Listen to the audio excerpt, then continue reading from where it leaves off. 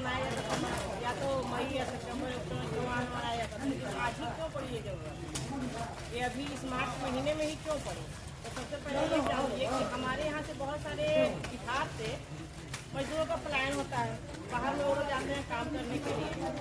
तो वो श्रमिक जो भी हमारे जो माताएं बहनें या बंधु जो भी हैं, वो अभी छुट्टियों में आए हुए हैं यहाँ पे, होली की छुट्टियों में।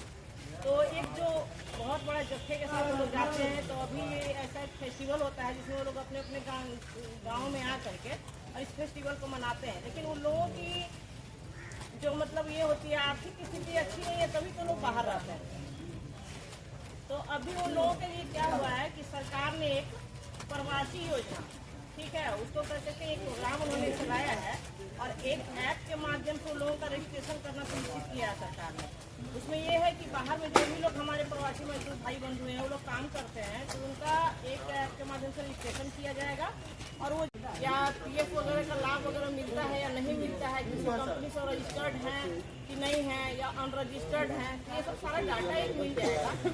और मैं एक बात और भी बता दूं कि जैसे देखते होंगे कि हमारे यहाँ BOCW बोर्ड की योजनाएं चलती है, तो उसके तहत भी हमारे यहाँ भवन निर्माण से संबंधित कामगार हैं, तो निबंधित है, तो उनका भी एक डाटा मतलब वो उसमें फीड हो सकता है, क्योंकि वो एक तो उनका ऑलरेडी यहाँ पे रजिस्ट्रेशन हुआ है, लेकिन वो बाहर जा रहे हैं, तो बाहर भी वो योजनाओं का कैसे लाभ ले सकते हैं। तो उनका एक प्रवासी वाला उनका तब भी रजिस्ट्रेशन होगा, ठीक है। तो ये नहीं सोचना है कि जिसका रजिस्ट्रेशन हो चुका है उसका नहीं होगा, जिसका हो चुका है उसका भी होगा। और यह सबसे ज्यादा उस समय प्रभाव में आएगा, जैसे अभी आप बोले कि कोई कहीं पे भी चापा लगने पड़ेगा, ठीक है, उसकी लाश अभी यहाँ पे आई है, लेकिन अगर वो निबंधित होता भी इस प्रवासी योजना का, तो उनका ऐसे ही हम लोग को मिल जाता है डाटा, रजिस्ट्रेशन नंबर से हम लोग निकाल करके और उसको उस प्रकार का लाभ पहुँचाया जा सकता है। तो सरकार ने इस पे जो है सो एक कार्य योजना तैयार की है और इसका लाभ उसी वक्त वहाँ पे मिलेगा जिन लोगों का निबंधन होगा। तो आप लोग जैसे आज जो श्रम कल्याण दिवस के अवसर पर आप लोगों को बुलाया गया है, तो इसमें क्या होता है कि एक पढ़े लिखे काम कर रहे हैं, अब तो कुछ लोग चले भी गए होंगे या जो प्रेजेंट में होंगे, तो उन लोगों को थोड़ा फोन से भी आप लोग संपर्क कर सकते हैं, उन लोगों का डाटा कलेक्ट कीजिए। जो चले भी गए हैं उनको भी ऐप की जानकारी दे देंगे, तो वो वहीं से अपना खुद भी कर सकते हैं, है ना। वो अब क्या है कि बिहार प्रवासी ऐप करके एक दौड़ रहा है, ठीक है, मतलब ये में तो आपको आप मार्केट से मतलब कहीं भी अब किसी भी जैसे ऑनलाइन है तो कहीं से लोग अपना रजिस्ट्रेशन खुद भी कर सकते हैं, हम लोग के माध्यम से भी करा सकते हैं। तो ये जानकारी दीजिए कि वो लोग जहाँ कहीं भी काम कर रहे हो अपना ऑनलाइन वो रजिस्ट्रेशन करा लें, ताकि बाद में जो भी भविष्य में उसके लिए कार्य योजना तैयार होगी तो सबसे पहले जो लाभ मिलेगा उन्हीं लोगों को मिलेगा। बस यही बताना था मुझे और अपनी वाणी को मैं अब विराम देती हूँ। और सबसे ज़्यादा अगर तकलीफ पूरे देश में किसी को उठानी होगी तो हमारे बिहारी भाई जो मजदूर थे बाहर, उनको हम लोग की ड्यूटी वहाँ पर DM साहब के जो है ना प्रवासी मजदूर सेल में लगे। केरल से तो कश्मीर से लोग फ़ोन करता था, हम लोग फ़ोन रिसीव करते थे, समझे, और रिसीव में बस होता था कि सर अब हम लोग नहीं बचेंगे। क्या हुआ? तो 3 दिन से भूखे हैं, एक रूम में बंद कर दिया है, बाहर निकलते हैं तो पुलिस दौड़ा के मारती है और खाने को कुछ नहीं है, 3 दिन से तड़प है। तो हम लोग नज़दीकी कॉल सेंटर पर DM से संपर्क करवा के किसी तरह उन लोगों का ध्यान रखना है। और बाद में लोग को जब गाड़ी घोड़ा नहीं मिला तो पैदल ही लोग रास्ते में कितना क्या हुआ घटना दुर्घटना। तो उस तरह के किसी भी प्राकृतिक आपदा हो जाए या कोई मानव जनित आपदा हो जाए, उसमें आपका बचाव हो या आपको सरकार कुछ मदद से आए हुए हमारे श्रमिक बंधु, उन सभी का सबसे पहले हम श्रम विभाग की ओर से हार्दिक अभिनंदन करते हैं। उसके बाद हमारे कुछ प्रतिनिधि लोग हैं, हमारे प्रेस बंधु हैं, उसके बाद हम लोग, मैं अपने श्रम अधीक्षक महोदय का हार्दिक अभिनंदन करता हूँ। साथ ही हमारे कलीग लोग हैं, इनका भी अभिनंदन हमारी ओर से है। आज का जो प्रशिक्षण शिविर है, जो पढ़े हैं, पढ़ रहे हैं, देख रहे हैं, इससे स्पष्ट हो जाता है कि कल्याण दिवस है। हमारे श्रमिक बंधुओं के कल्याण के लिए ही श्रम विभाग है। आप लोग ध्यान देंगे कि कल्याण कैसे होगा। कल्याण करने के लिए, कल्याण होने के लिए अपने अधिकार को समझना पड़ेगा। अगर आप अपने अधिकार से अनभिज्ञ हैं या जान करके भी आलसवश या किसी और कारण से सजग नहीं हैं, तो आप लोगों को ही नहीं, हमें भी या और लोग जितने भी लोग हैं उन्हें अधिकार से वंचित होना पड़ जाता है। हम लोग जनरली यही करते हैं, कहीं जाते हैं तो अपने हंस करके समय को पार कर देते हैं। क्या बोला गया, क्या उसका फायदा होगा, इससे मतलब जनरली नहीं रहता, बहुत कम रहता है। हम समझते हैं कि इसमें जो भी आए हुए हैं, आप लोग कहीं न कहीं 150 श्रमिकों को जागरूक करने का काम करते होंगे। थोड़ा सा हम लोग जानकारी चाहेंगे कि इनमें से कितने ऐसे लोग हैं जो हमारे श्रमिक बंधुओं के लिए और उनको कुछ लाभ दिलाने का कुछ काम किए हैं। कोई इसमें से कोई ऐसा है जो कि लाभ दिलाने का काम किए हैं श्रम विभाग से या उनका और कोई पेपर वगैरह काम कर करके, तो प्लीज बता दीजिएगा। माने ये 50-60 में ऐसा कोई नहीं है जो श्रमिकों के लिए कोई काम किए हैं। अब करेंगे, आप भी नहीं कर पाए हैं, कोई नहीं कर पाए हैं। यही खेद का विषय होता है कि सुनते तो हैं, यहाँ आते तो हैं, लेकिन जो बोला जाता है उसे करते नहीं। हम आपके लिए नहीं बोल रहे हैं, जो हमारे दूर में बैठे हुए हैं, जो जिनको छोड़ करके आप लोग आए हैं, जिनका आप लोग क्या करिएगा, संपर्क स्थापित करके यहाँ जो जानकारी मिलेगा वहाँ दीजिएगा, उनके लिए हम बोल रहे हैं। आप लोग जो भी आए हैं एक साथ ही रह जाए। इसलिए कहा जाता है कि अधिकार अगर प्राप्त करना हो तो अधिकार को जानना पड़ेगा और अधिकार को लेने के लिए सजग रहना पड़ेगा। अगर सजग नहीं है तो आपको कुछ भी नहीं हासिल होगा। तब तो ऐसी बात हो गई ना कि हमको देना है, हम आपको दे दिए। उसको एक अलग भाषा में बोल दिया जाता है, वो बोलना नहीं चाहिए। और जो अधिकार अपने समझ करके उसको आगे बढ़ करके लिया जाता है, उसी को अधिकार कहते हैं। और लेना भी वही वास्तविक मायने में रखता है। चलिए, विशेष नहीं बोलना चाहेंगे। हमारे श्रम अधीक्षक बोलते हैं कि इंस्पेक्टर साहब कॉलर के हैं, वहाँ जाइए, फ़ोन लीजिए। तब फोन लगाते हैं तो लग ही नहीं रहा। हमको 32,000 उठ जाइए, सबों को सर जानकारी जी कह रहे हैं कि ये जो एसी है, वन विभाग वाला जो इंस्पेक्टर जो है, यहाँ से बोलते हैं कि हम मेल दे दिए। आज 1 महीना से रामपुर रहना पंचायत का हम आदमी है, दौड़ते दौड़ते छाल कबार रही है। आज भी आए, आज भी आए किए। तो वो बोलते हैं कि जाए इंस्पेक्टर को नंबर दे देना। नंबर देने से क्या होगा, नंबर लगा रहे, लग ही नहीं रहा है सर। चाहे स्विच ऑफ बता रहा है। कौन इंस्पेक्टर? यहाँ से बोले कि कलेर इंस्पेक्टर वन विभाग का जो वन विभाग, ठीक, वन विभाग, श्रम वो विभाग, आरोप दो चीज है। ठीक है सर जी, 5 आदमी में ही खुलता है। ये जो हम निवेदन दिए हैं कि हमको मजदूरी पैसा 32,000 रुपया लगल, और वो गरीब सब बेच दिया, जलावन तलावन सब बेच दिया। अभी तक हमको मिला नहीं सर जी। हम तो यहाँ निवेदन लिखवा दिए हैं। इस कार्यक्रम के बाद, जी सर, अपना आवेदन लिख के या लिखवा के किसी को इस कार्यालय में दीजिए। निवेदन तो कार्यालय में हमारे दिया हुआ है सर जी। आप थोड़ा सा उसको समय दीजिए, एक सप्ताह में आपका सब जाँच उच करके आपके हित में जो भी कानूनी कार्रवाई होगी उसके हम लोग करेंगे। ठीक है, नमस्कार। तो कहीं न कहीं दुर्भाग्य हम लोग का साथ लग जाता है।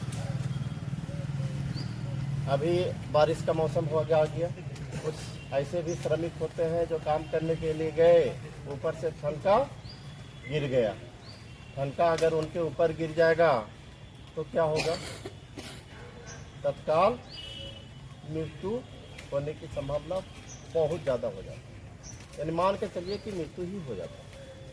उस स्थिति में उनका जो भी परिवार है, क्योंकि मुखिया वही हैं, काम करने वाले वही हैं, अगर काम करने वाला ही हमारे बीच से निकल जाए तो बाकी सदस्यों का क्या हाल होगा, जिनके साथ बीता होगा वही जान सकते हैं। अन्यथा उनको शब्दों में बयान करना संभव नहीं होता। तो उसका जब परिवार बच गया, उसको जो भी बैठे रहे, को मेरा नमस्कार। मैं एलियो करपी और आप लोगों को मैं प्रवासी मजदूर योजना के बारे में जानकारी देना चाहती हूँ। प्रवासी पहले तो उन्हें कहेंगे जो कि बिहार से बाहर या फिर इस जिले से बाहर जो भी निवास कर रहे हैं, जो भी काम के लिए जो लोग बाहर गए हैं, उनको प्रवासी मजदूर के अंतर्गत सम्मिलित किया जाता है। और श्रम विभाग की ओर से प्रवासी मजदूर को लेकर के एक योजना आप लोगों को जानकारी हो तो लाई गई है। इस योजना के अंतर्गत जो भी प्रवासी मजदूर बाहर में निवास कर रहे हैं, अगर किसी दुर्घटना में उनकी मृत्यु हो जाती है, तो अगर स्वाभाविक मृत्यु होती है उनको दुर्घटना मृत्यु में 4 लाख तक का लाभ दिया जाता है। इसके लिए उन्हें आवेदन करना होता है और इस आवेदन में उन्हें जो भी कागजात जैसे कि FIR की कॉपी चाहिए, उनकी पोस्टमार्टम रिपोर्ट चाहिए, आवास प्रमाण पत्र चाहिए, आश्रितों का प्रमाण पत्र चाहिए। इन सभी प्रमाण पत्रों के साथ आप ब्लॉक में मुझे या फिर LS ऑफिस में आकर के यहाँ पे भी वो डॉक्यूमेंट अगर जमा करते हैं तो उस योजना का लाभ उनको इसके तहत दिया जाता है। ठीक को छोड़कर आप किसी राज्य में चले जाइए, वहाँ काम करते ही हैं। अगर दुर्भाग्य से किसी प्रकार की दुर्घटना हो गई, दुर्घटना मतलब तो हमको ऊपर भी लोग बताएं, सड़क में हो जाए, बिजली गिर जाए, सांप काट ले, करंट लग जाए या कहीं कुछ हो जाए, कहीं मारपीट में घायल हो गए, मर गए, मतलब जो दुर्घटना स्वाभाविक रूप से अलग अगर होती है, तो दुर्घटना योजना में अगर किसी मजदूर की मृत्यु हो जाती है तो जैसे आपको जानकारी हो जाए तो दुर्घटना मृत्यु में लाभ लेने के लिए 3 चीज़ एकदम जरूरी है, जो कि वहीं पर बनेगा जहाँ पर दुर्घटना हुई है। पहला तो आप थाना में FIR होगा, दूसरा उसका पोस्टमार्टम होगा और तीसरा होगा उसका मृत्यु प्रमाण पत्र। ये 3 चीज़ आपको एकदम जरूरी है, जो कि जहाँ पर मृत्यु हुई वहीं पर। उपस्थित अरवल जिला के 5 प्रखंड के सभी श्रम प्रवर्तन पदाधिकारी और श्रमिक संघ से सीटू के सेक्रेटरी विजय सिंह जी और DMS से वीरेंद्र चंद्र वंशी जी, हमारे मीडिया से गार्जियन भुवनेश्वर बाबू, संजय जी, लव जी, हम सभी मजदूर साथी, हम सभी लोग को इस कल्याण समिति में अपनी ओर से स्वागत करते हैं। आज हम लोग कल्याण दिवस कह के जरूर बैठे हुए हैं, लेकिन कल्याण दिवस कहने में अपने आप को गलानी महसूस होती है कि सरकार तो मजाक कर ही रही है मजदूरों के साथ, पदाधिकारी गण भी उसमें कहीं कोई कमी नहीं छोड़ रहे हैं। हम 3 गो पॉइंट पर श्रम अधीक्षक महोदय को भी कार्यालय में ध्यान दिलाए थे, अब आज फिर उसको हम रिपीटेशन करेंगे कि सबसे गंभीर सवाल है श्रमिक और श्रम कार्यालय और श्रमिक संघ के बीच बढ़ती हुई दूरी।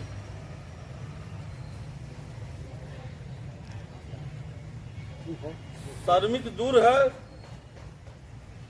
और एजेंट विभाग पर हावी है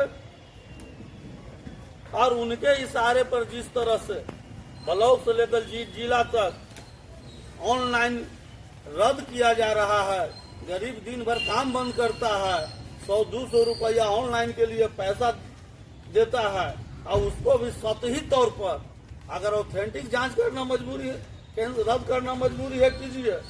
इसका एक डाटा आज विस्तृत पेश हो, 1 साल में कितना निबंधन फॉर्म को रद्द किया गया, कितना योजना के फॉर्म को रद्द किया गया, किन कारण से रद्द किया गया, यह सबसे गंभीर सवाल है।